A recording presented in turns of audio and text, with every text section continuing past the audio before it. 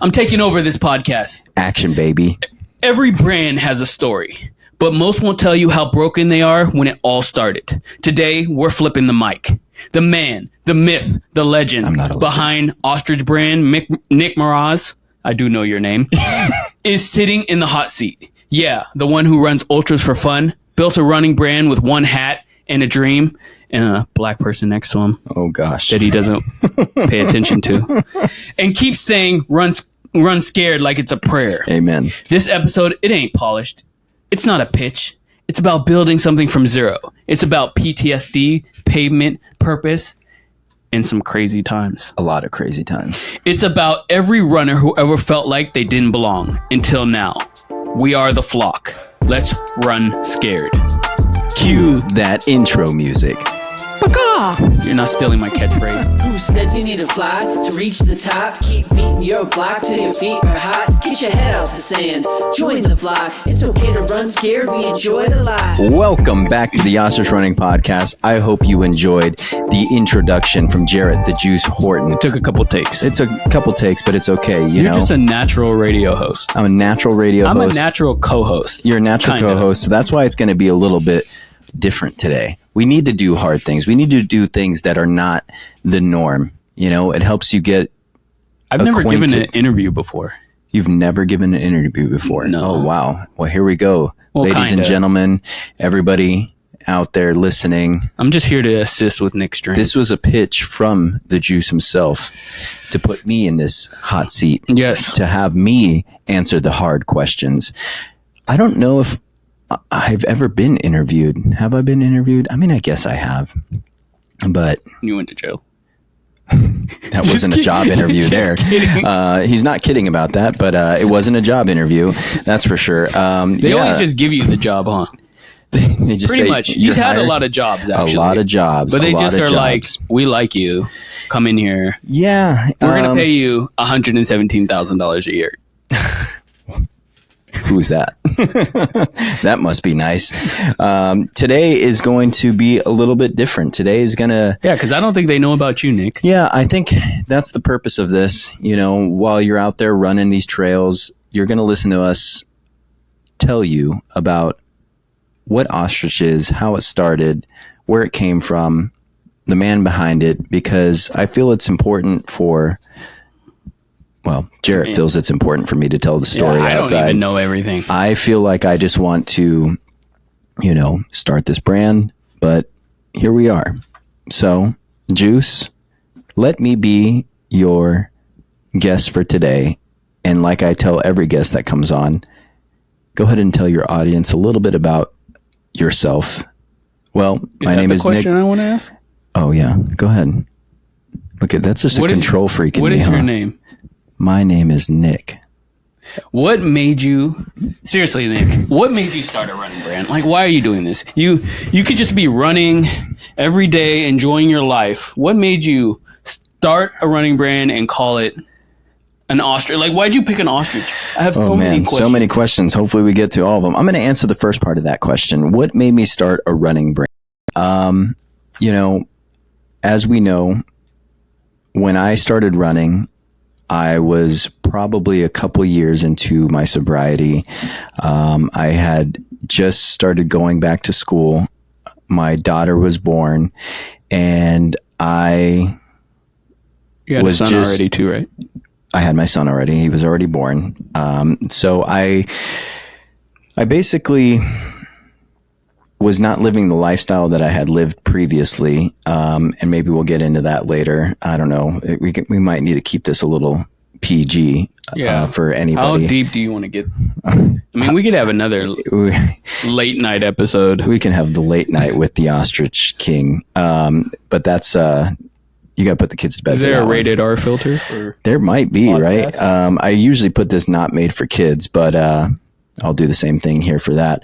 I started running because I had given up a lot of extracurricular activities in my life, where I was partying quite a bit, more than what a new father should be doing. Of two kids. And I needed to change. I was struggling. I think my body had reached a breaking point and what we like to call a rock bottom. That was after you quit the... I guess that started the actual quitting of the extracurricular activities. Okay. And now I'm about a year or two into the sobriety. And when you are no longer partaking in these extracurricular activities, your body is now starting to find other ways to kind of get maybe a dopamine fix. But listen to that episode about dopamine. It was trying to get it through candy and food and whatever I could get my hands on. For you? For myself, yes. I had probably never in my life had I broken 200 pounds, and I was at 199 when I stepped on a scale and looked at a picture of myself jumping in a pool. I used to be an athlete. I used to run a lot, and not running like this because this was all new to me, but I was a very active person. So I really... Super active. Yeah. What's the most you stayed up? Like how many days in a row? In the extracurricular days? Yes.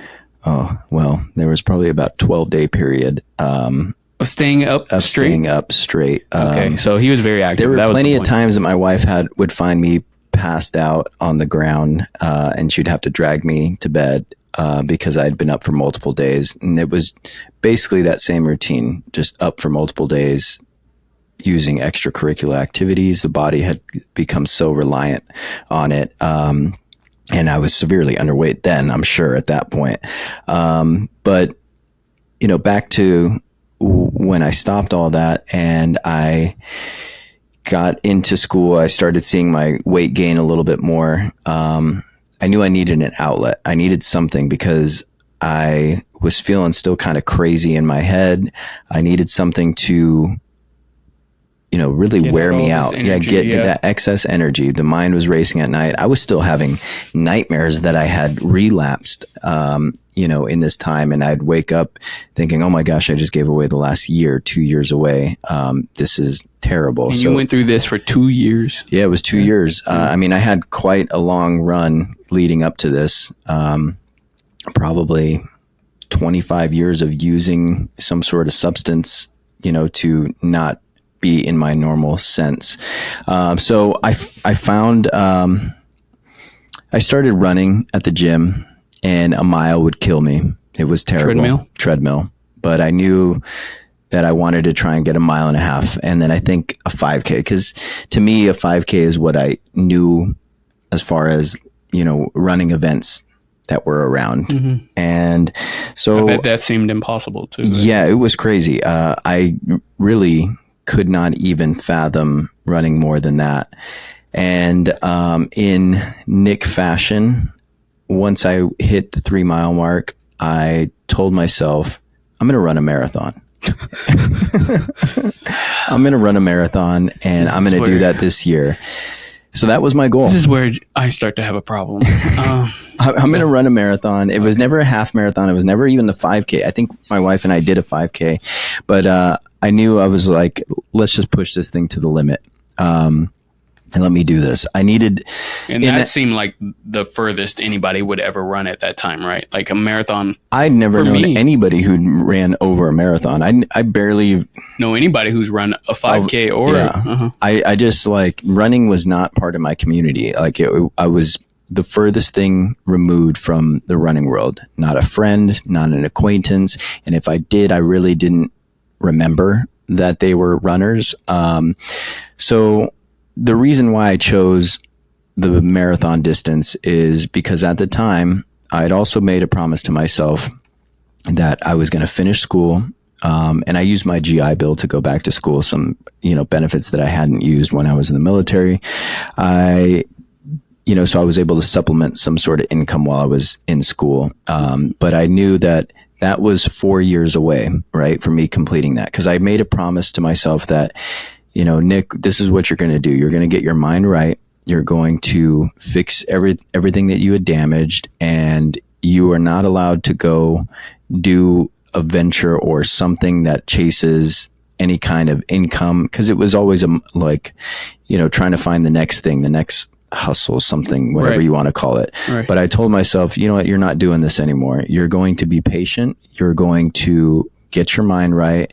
And if you can accomplish a fraction of what you did when you were in that time of your life at probably like 60% capacity, imagine what you can do with 100%.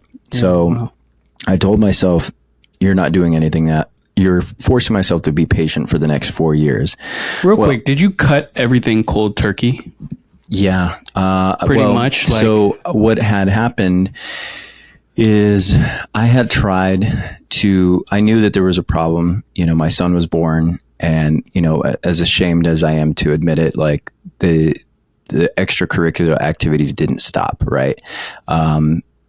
You would think, you know, most people are like, oh, my kids are here, I need to do this for my kids. But the powers of addiction are so strong. How long had you been doing it before? 20 something years. I had some sort of substance in me. Pretty much. Every day. Yeah. Every day, but. So in order to kind of get off of that, I had to go into an inpatient rehab facility, and, you know, that was about 3 months. And from that point, I went to a halfway house because, again, I still needed to prove. I was a person who was just all talk, right? Mm-hmm. For so long, like, oh, I promise I'll change this. Oh, I promise I'll do that. And never really came to fruition. So at this point, you attempted. I attempted, but a couple of times. Probably more than a couple. Yeah. After a fallout of something, you know, promises that you're going to be different never happened until I started to lean into, you know, my faults and own, you know, what I was at that time. And like I've mentioned before, I wore it like a badge of honor, and I was so selfish. I didn't want to change for anybody. This is the life I was picking.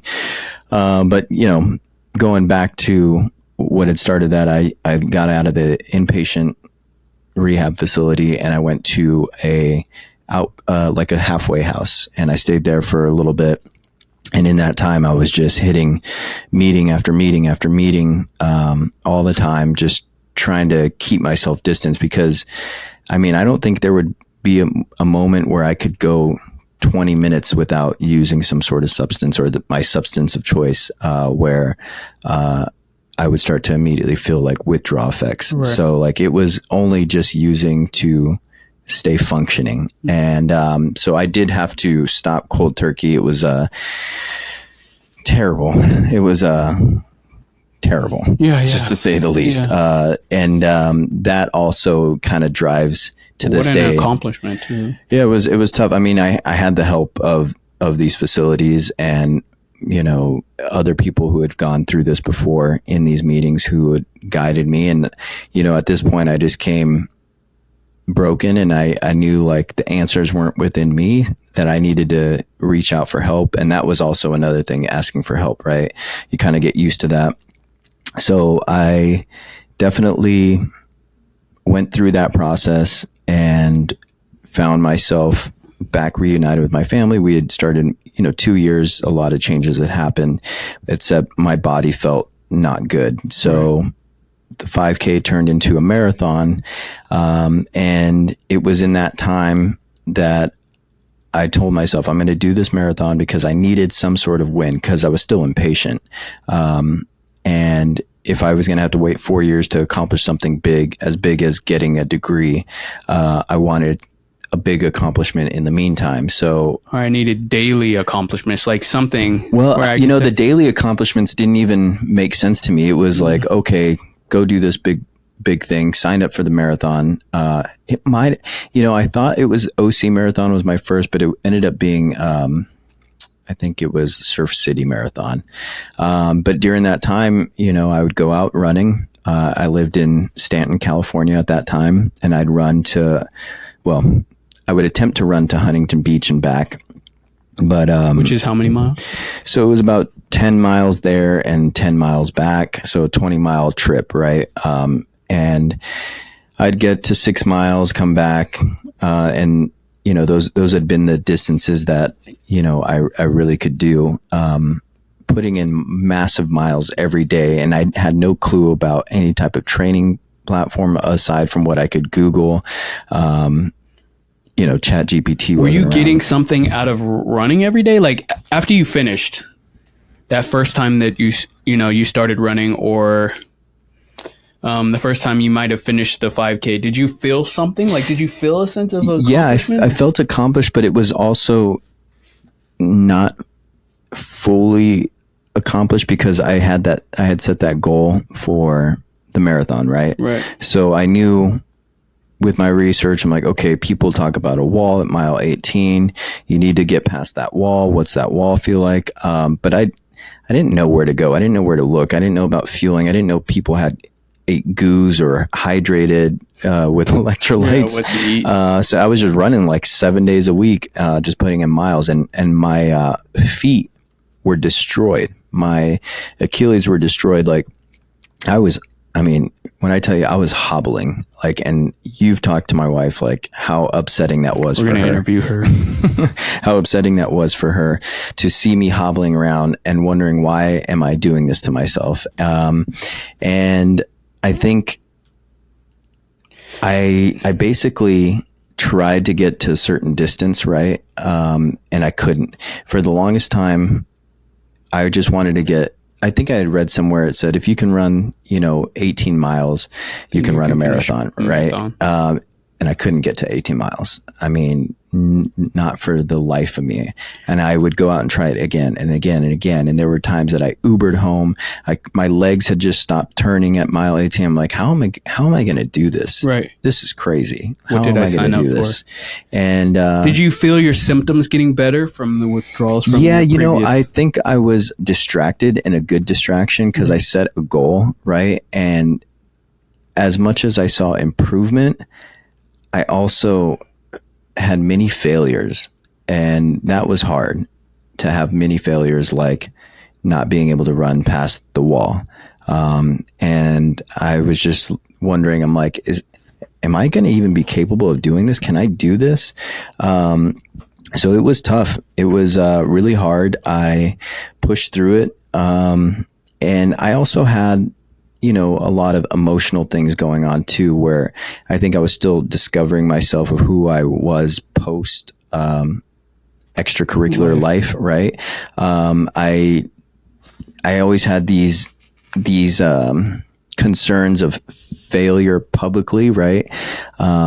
Where I would do things like in my party days, I would do a certain extracurricular activity by myself, because I didn't want to freak out in front of other people and be like, show some sort of weakness. So a lot of these drugs were consumed by myself before I was ever consuming them around other people, right? Like you're testing it out? I was testing it out just to see how my body would react. And, and most people do these things in a social platform, right? I was like, let me hide away and do this myself and figure out what kind of person I am on this, because I don't want to embarrass myself in front of people. How would you even know how you're acting sometimes? I think the self-awareness, I've always been kind of self-aware, pretty heavily self-aware. And it just let me have freedom to react however I wanted. But then in the public eye, I would do it and maybe just act a certain way. Like, again, I wore it like a badge of honor, like, look how much I can do.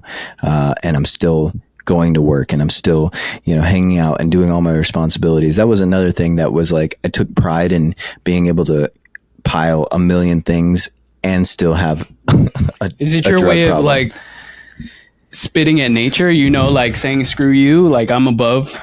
I don't know. What do you get out of that?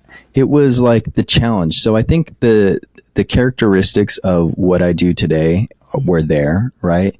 It's the challenge of like, I shouldn't be able to do this, but I'm going to do it anyway. Other people wouldn't be able to do this, but I can do it. Yeah. Like most people would probably overdose, but I could do this, and I could still hold a job or this or that, right? So this show's about to get into something else, because now I'm very interested in the psychological aspect of Nick again. But skipping back in the story to the marathon, right? I had a similar situation. I finally had worked the months past being able to finally run past 18 miles. And then the week before, I was like, am I going to be able to do this marathon? I don't want people to show up and I fail, right? Let me just run one on my own just to see if I can do it. And I did it again. Yeah, and I did it again. So I ran a marathon in Back Bay Harbor, like in Newport, on my own, hit 26.2 miles, walked to my car, got in there, drove home, went home and was like passed out, just like dead with no medal, nothing like that. I'm like, okay, I can do it. So next weekend I'll run this actual marathon. Do you worry about what other people think? Because me knowing you, I wouldn't get that feeling. Yeah, like but it seems like Nick doesn't care too much about what people think. I guess clearly I do, right?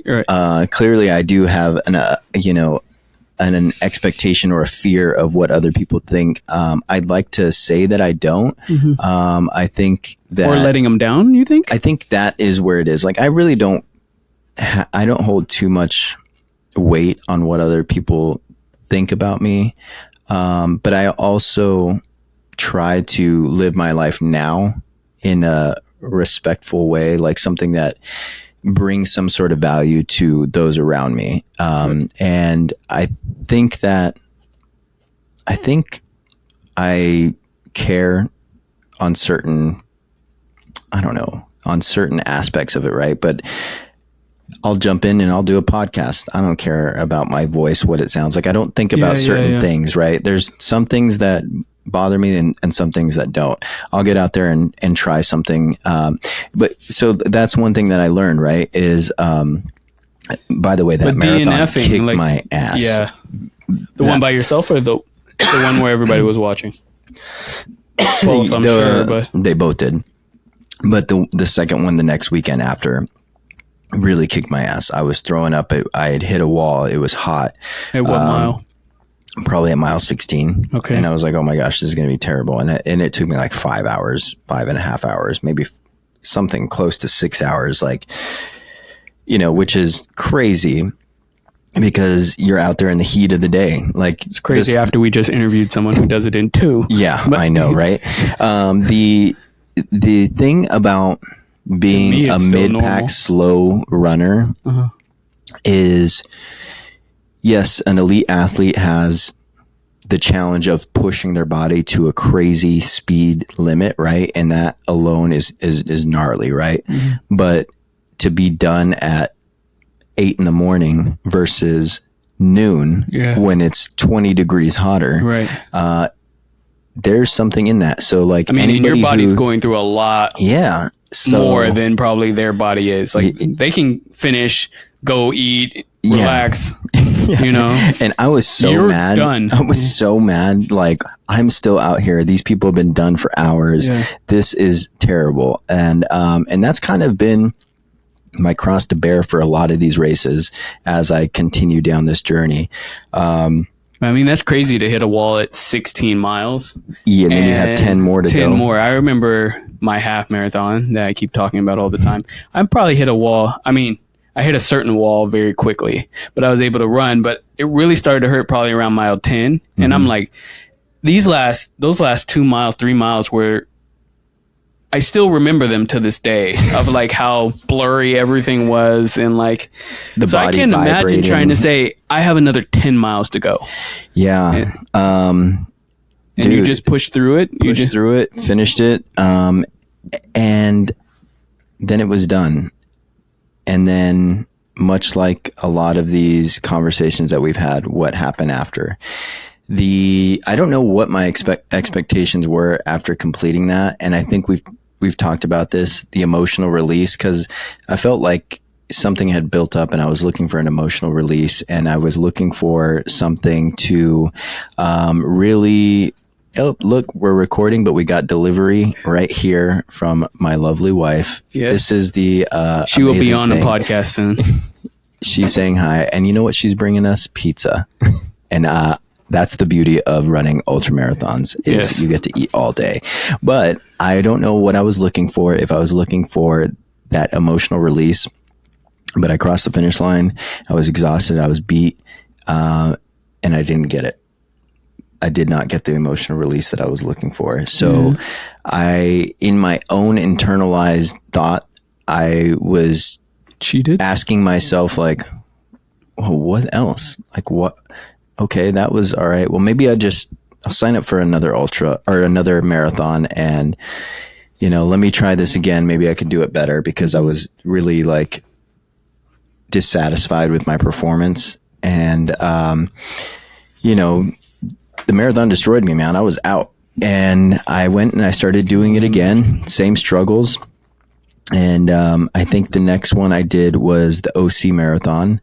And it killed me. It was just a struggle, and signed up for Long Beach Marathon. What was your time on the second one? I mean, it was probably pretty close to the same. I want to say I felt a little bit better, but it was still close to the same. It was somewhere 5 hours, same wall, same thing where I was puking. It was hot. It was terrible. Finished by noon or like 11, something like that. And I went and I did it again with the Long Beach Marathon. And then that last part of the section has this crazy hill, but that was like one of my best performing ones at probably 4 hours and 4.5 hours. Psychologically, are you feeling better at home? I feel distracted. I feel like I'm still working on myself at this point through therapy, through meetings. And I just, I feel like I'm accomplishing, I'm feeling like this excitement for life to challenge and push my body through things while I'm still going through these other challenges on a personal level, right? But really the shift comes into these everyday challenges that I'm facing. They start seeming less and less difficult. Like they don't have as much of an emotional hold as they once did. Mm. And it's because I pushed through these dark moments, right? Where maybe that's what we're all looking for too, is distractions. Yeah, distractions. That's when people are at their lowest or most depressed, is when you don't have any yeah, you're right. Yeah, there's people have tons of kids. There's no fight. There's nothing, no struggle for you to go through. And that was also probably the other thing, is I felt a little lost, because all of these things that I had in my extracurricular life that was previous to that, there was always some sort of challenge. There was always some sort of like event or some sort of fallout that was happening, right? Rent. Where am I going to live? How am I going to get the next fix? Who did I piss off? Like, it was just like excitement at all times, right? Oh, I was at this like illegal party doing all these things with like other people in this debauchery, right? Sounds like what mafia people say when they when they get out of the life and they're in hiding somewhere, and they're like, I almost would have rather died than just dude, the excitement that they felt every day, and there was a dopamine challenge hit in that life itself, right? So I finished Long Beach Marathon, and I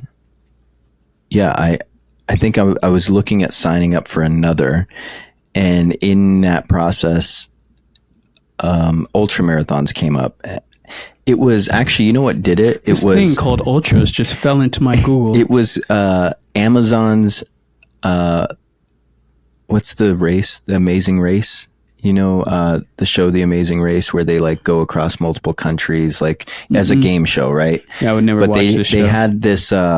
They had this one series that they did called the Eco Challenge. Okay. And in this Eco Challenge, the people are kayaking through like the Amazon, swimming through the Amazon, hiking through, running through, and eventually like getting to, it was like 500 or something miles. I forget. I have to look it up, but the Eco Challenge on Amazon Prime.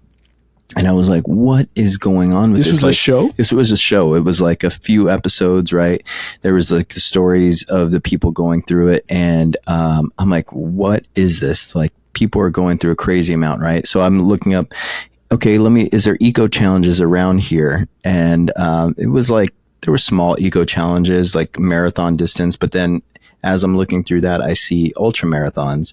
And it, I don't have a lot of money, and I'm not going to go buy a kayak. I'm not going to go buy a bike. That's $20,000. But what can I do? Go to the Amazon. Yeah, what can I do? And I got two legs. And so I find ultra marathons, and I see 32 miles, and then actually, you know what? I don't even think the 32 mile, the 50K showed up for me.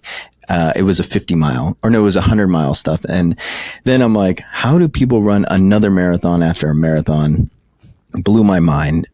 This is insane. Who Almost does this? 4 marathons, right? Well, for the 100-mile, yeah. But then I see, okay, there's 50 miles. I was like, but who can run another one after? Like, that's insane. There's no way. Yeah. And then I'm looking, and people are finishing it. I'm like, what? You know, and you would think that the people finishing would be even crazier looking than these guys who are doing these marathons, right? Mm-hmm. And then they look normal people. And I'm like, well, if they can do it, right? And you don't realize that even though they can do it and they don't look like they're a runner on the outside, these dudes put in some work. You know, there's something in there, and it's like this grit, this grind. So I sign up for a 50 mile. Crazy. Yeah. I mean, all right. So how long did it take you to start Ostrich Running? Like, so it was probably, you start running. Yeah. And then how long did it take? I start running, and I really, what is that? 3 or 4 years into this running journey, because at this point I've had several ultra marathons under my belt. Right. And that was something that just beat me down. Failed the first one. Didn't even finish that one. Signed up for another one. Well, you finished, but it was over no. The first one I didn't finish at all. I dropped at mile 32. Okay. Okay. We're the first in the attempt. ultra. Yeah. Uh-huh. In it, at the 50 mile distance, it was the ABC, or no, this was the San Diego 50 miler. Killed me, man. I was like, dude, there's no way. This is, I can't do this. I can't go anymore. And I dropped. And again, much like those 18-mile, distance walls, I just had to push through it. Right. And at this point now, I've like really toughened up my mind and my grit. And, I'm like, I got to try it again. So again, I try it and I fail because I came in too late. And I'm like, I got to try this again. I got to finish a 50 mile. And finally, like, I finish it, and it like unlocked this thing in me that, oh my gosh, I can push through some crazy stuff right now. And then my life changed.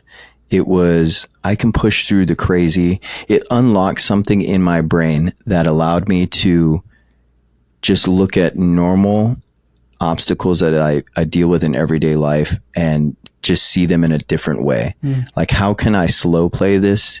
So then the patience came in, right? You can do this. You just got to have patience. You're not going to finish an ultra marathon really fast, but you can just keep moving and keep grinding out. That was like a life lesson that stuck with me. I mean, life is the ultimate ultra marathon, right? Yeah. And how long can you push through? And how do you want to play it? Because you could burn out really quickly. Yeah. You try and get out the blocks too fast. Yep. So it was September of last year, 2024, where my friend Jarett Horton asked me, why are you not doing something in this running space? Like, you run so much every day. And I gave it some thought, and I'm like, you know what? This has changed my life. This running thing has catapulted the way I approach life. I feel amazing. I feel crappy a lot because I'm so tired, but it did something to me, right? And I know that people know about it. It's very popular. So I'm not doing anything groundbreaking other than just telling my story, other than just saying, look, I know how scary it can seem to even want to run and start something, because as I went through these marathons and these ultra marathons, I was so intimidated, right? It's a scary step, not to mention the distance is scary, right? But I've had people kind of like be very nice, but then I also like, dude, this entire running time, I never joined run clubs. Right. I never had a running partner. I just would do it by myself. I never knew, again, I didn't outreach to anybody in the community. I didn't have somebody that I could ask a question about. When I would do these races, I was very kind of shut in, and I'm a pretty sociable person, but I didn't talk to anybody on these races. Like, I just locked in and just kept running. But I can't imagine how tough that is too. yeah, it was weird, you know, like I'm just not super social. As social as I am when I'm out there on a course, I'll talk a little bit. I like it, but I just lock in, dude. And it just gives me... doing this podcast, I hear about how many marathon runners actually talk to the other marathon, or they're using each other to run. Yeah, dude. And, you know, so I'm trying to break into that and find more friends and people in this community. So this brand was born out of just the experience that I had from the learning of the struggle of trying to get past something and how it translated to my everyday life, and to be inclusive. Like, I'm not fast. I'm not, you know, this or that. And I mean, and what you're teaching me is you don't have to be the fastest. You don't have to be the best, but if you stick with something, then you can eventually run an ultra. And building a brand now, with the experience that I have, is going to be another ultra. But I truly believe in this brand. I truly believe in the relationships that I'm making through this brand. I want everybody who's a part of this brand to feel connected and part of some sort of family. We speak of the flock, right? You know, you have a bunch of people out there and you can be community driven. You can support everybody out there. I want it to be a space, of just conversation and support. And I'm not saying that nobody offered me that.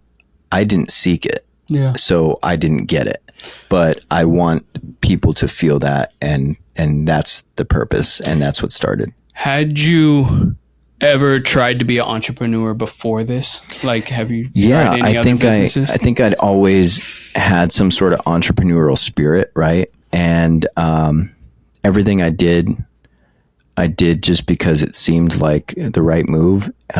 This is probably the first thing that I've done where I've been truly connected and passionate about what it is that I'm doing. I have these ideas and these conversations, and it all comes back to Ostrich Running, the brand. How can I make life easier for runners? How can I support runners? How can I share stories of runners? How can I create some things that are new for runners?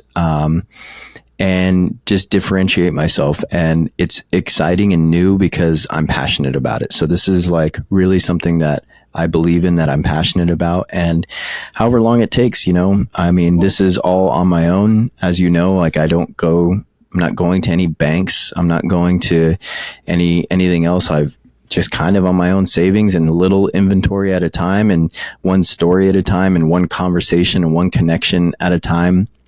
And, you know, I think everything that I learned in school helped me with that, because that also, you know, gives me a better decision making capability to ethically run this brand, to build something that will last, because I do care about it and it's not just a money grab.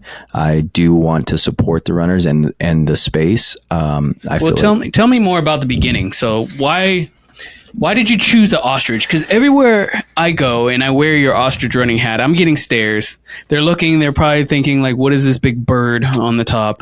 I'm sure picking an ostrich was it was interesting choice. It was interesting, right? And I'm not going to lie. There was a marketing approach to the beginning, right? Like, hey, well, you need to have something that's memorable, right?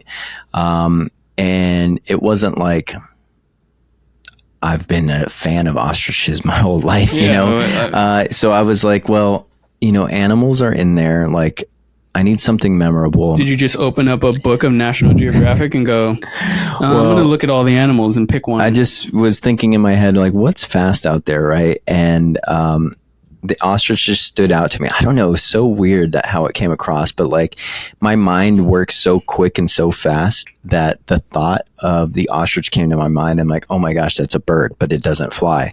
Is it broken? Is it, you know, my mind is crazy. Right, so like a million thoughts came at once. Right. And then I'm thinking to myself, I'm like, oh my gosh, a bird that doesn't fly, you would assume that it's broken. And much like it represents myself. I've been through a lot, and there's some things that I can't do anymore. Am I broken? No, I adapt and I change to that, right? And then it went, again, probably within seconds or a minute of, thinking about this animal and what it encompasses. It easily had, an answer and something that it could relate to in everything that I am as a person, right? So challenge is broken. I've had this broken past. It doesn't define me. Because I can't do something that I probably should be able to do doesn't mean that I'm not capable, right? Which is fly, but I can grind it out. I still have my legs. And then an ostrich runs really fast when it's scared, right? That's really when it does travel at its fastest speeds. And I figured, okay, well, they're running scared, then they're fast. And if I'm going to be fast or, run scared, I'm going to run scared because I really don't ever want to be that person I was before. I don't want to be, the guy who has extracurricular activities. I don't want to go through the same cycle as, my influences of my dad. I want to break a cycle. I want to run scared away from that. I want to, because that's your slogan, right? Yeah. Ostrich running, run scared. Ostrich running, run scared. And it's not, run away because you're scared, but it's like, it's scary to run towards healing. When I was in these meetings for my recovery, right, they often say, get comfortable with being uncomfortable, right? Mm-hmm. And it's scary to go chase a dream. It's scary to go change your life. It's scary to go do a long race. It's scary to run a new distance. It's scary to try a new sport or something. But I think you need to run scared in order for you to get your best speed possible. Are you trying to say like run scared of your past?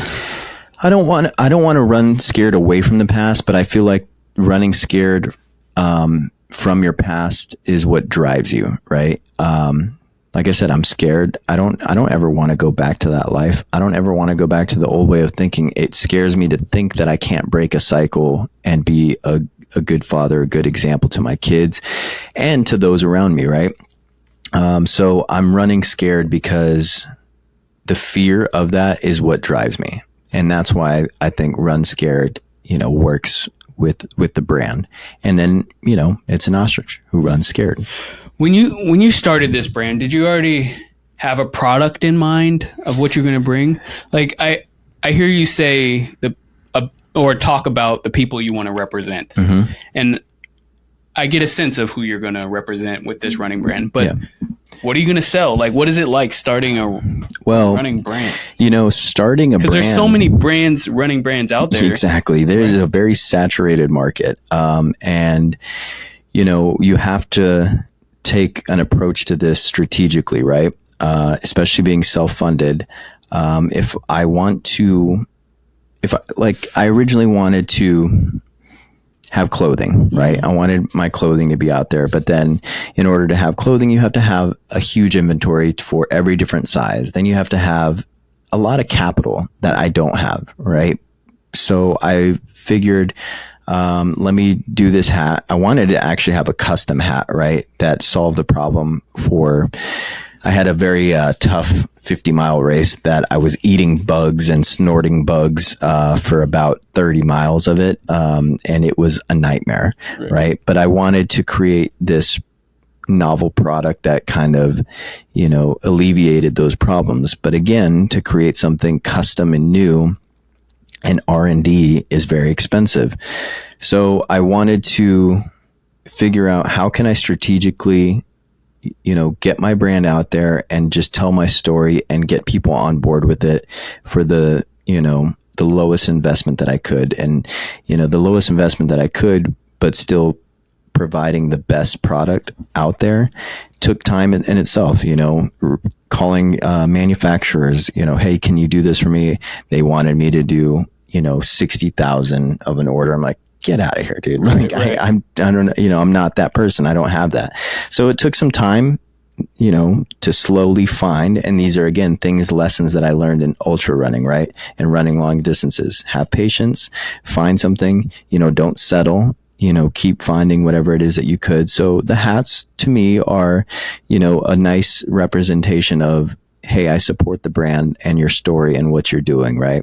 And they're great hats. They're great quality hats. I knew that there was other brands out there of the quality that I wanted to emulate, right? But still be unique. So the colorways, they all have a story. They all have, some sort of connection. And I think that's the beauty of what I'm bringing is there is a story behind every product out there, right?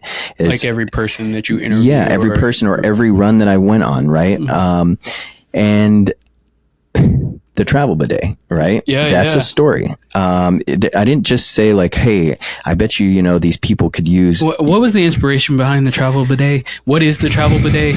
Because a lot of people are just tuning into this for the first time. Like what? The travel bidet, the Ostrich Running travel bidet, the trail flow, as we call it. Which you still offer? Yeah, I still offer. It's on the website. There is a story.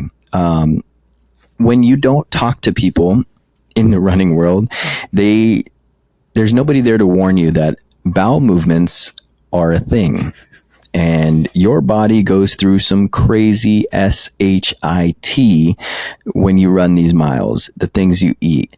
And for many, many runs, I have terrible GI distress, and I've been in some very dicey situations. You thought my life was dicey before. Try having to poop mid-run in a city that will not let you use a public restroom, and you're about 10 miles away from home. That is dicey, and you're on public roads, so you have to figure out, how am I going to poop? But that wasn't even think about this when you're starting, and that wasn't even like the thing that inspired this, right? Mm-hmm. The last run, I would say it was the one of the 50-mile in December that I did. I had some Mexican food before running. The night before, my wife and I, and how many miles? It was a 50-mile run, and I had the biggest burrito that I probably could have even eaten, and went to sleep. And the next day, carne asada, or what? Yeah, it was a California burrito right there down in San Diego. Amazing. Do I regret it? No, because it birthed the Ostrich Running trail flow. Oh. But I was on that race, and I had very bad diarrhea. Thank you. Just to put it bluntly, we're not going to filter this. We said it's not for kids, but here we are. Very bad diarrhea. And so bad that I had no more wipes on me. And I was stuck in the middle, probably at mile 12 or 13. I would have been done. And I went off into the woods. You dug a little hole, and I'm sitting there like, oh my gosh, I have nothing to wipe myself with. I look down, and I'm wearing running tights and shorts over that. And I figured, well, I think it's the only thing I have, because the only options were rocks, pine needles, and maybe screaming for somebody to come help me, like off the trail. Does that happen? It happens, man. It happens. For help? I mean, probably not. I mean, not scream, most people, but most people would just probably pull it up and just run with that stuff, unwiped. But like, I don't know, man. It just was gross to me, dude. Like, I mean, we all carry wipes, right? But I was literally dusted my wipe reservoir at that point. Yeah. And I'm sitting there. I'm like, well, I got to do this. So I take my my tights, and I wipe with them, and I carry them with me until the aid station, throw them away. And then sure enough, it happens again and again. And then I'm like squatting on the side of the cliff where runners are coming by, and I'm like, do you have wipes? And this went for 30 something miles where I just had diarrhea, right? I would have DNF. It was crazy. Uh-huh. Well, this was coming fresh off my DNF of the 100 mile, right? Yeah. And so I'm like, I'm not doing this, man. Yeah. You saw how depressed I was after that. I'm not doing this. I then come home after the successful race. I completed it, still ran probably the fastest time that I'd ever done. And I come back home, and I'm like, this has got to change. Something has got to change. Because even while I was out there, I'm like, how many people are using the restroom out here on this beautiful trail and burying their wipes and doing this? Right. I'm like, I know I'm not the only one, right? And this has been going on for years and years. So I started thinking, I'm like, well, how do we keep this stuff beautiful? And how do I have an emergency, small, compact thing that doesn't take a lot of space in a vest that I could just clean myself with in an emergency situation, right? And I'm trying to develop this product, and I finally find a manufacturer who can make this for me. And it's basically a puck size travel bidet, and in an emergency situation, you can fill it up with your water pack that you have. You'll have a few miles in between, maybe 10 miles in between each aid station. You can refill your water, but at least you can go in there and you can spray yourself. You don't have any wipes that you're bearing, because that's not even good to do anyway. And that was birthed through a problem that I had and encountered that I know I'm not the only one. And now I've had so many times where I'm just on a training run and the heat had brought on diarrhea, and I realized, I didn't bring any wipes, and I'm feeling around, and there's that I think trail you're just flow. going to the bathroom on purpose so you could use your bidet. Well, I did the first few times because you got to test your product, right? Right. But so and then, now you don't even have to go to the bathroom. I heard you're just now I just on the side of the road using a bidet. just spraying it just to cool myself down internally. But so like my products and everything that I have is Designed for runners and problems that I have, right? Because I eat, breathe, and poop this life. Right. So I figured, here's something that I've gone through. Maybe I can solve a problem for other people out there. The hats, I have a million ideas for this brand, right? But again, like an ultra marathon, I can't do it all at once. I can just do what's in front of me. I can build this brand, tell my story, get people on board, hear other people's story, and then, create this community of people who support what it is that I have here, right? And the next thing, I don't know if should I announce it now? Should we make them stay tuned? I think I'll make them stay tuned. There's something else in the works that Ostrich Running has that I've been working on behind closed doors, and I'm very excited to bring it to the public eye, but another problem solution with some unique things, which is fun. It's fun to work on these things custom and bring people on board. But it comes back down to this podcast, right? This was something that I never intended, but I've met so many people just reaching out. I'm like, can I hear your story? Can I hear your story? These you're learning people so much about yourself. I'm learning about myself. I'm learning how connected we are. And then I'm helping this guy learn a little bit more about what it is. I learn more every day. Yeah. And, it's like he's getting these lessons without putting in the miles, but we're going to make him put in the miles. Pause. Did you want to do a part 2? That's an hour. Yeah. We only barely got out of the spark.